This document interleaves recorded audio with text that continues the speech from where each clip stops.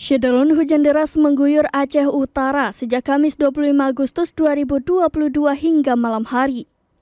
Hujan dengan intensitas tinggi memicu debit air sehingga arus sungai sangat deras. Akibat derasnya hujan, membuat 3 kecamatan terendam banjir, yakni Kecamatan Cotgire, Langkahan, dan Kecamatan Lok Sukun. Selain di Lok Sukun, Aceh Utara, banjir juga terjadi di Dusun Suka, Kecamatan Cotgire. Menurut sumber di lokasi, sejak pukul 17 waktu Indonesia Barat Jumat kemarin, curah hujan masih meningkat. Kemudian untuk ketinggian debit air diperkirakan sekitar sepinggang orang dewasa. Telah terjadi banjir di sekitar Dusun Sukajadi, Desa Cotgire, Kecamatan Cotgire, Kabupaten Aceh Utara. Untuk ukuran banjir menyampai sekitar sepinggang orang dewasa. Dari Aceh Utara, Zaki Mubarak, Serambi On TV.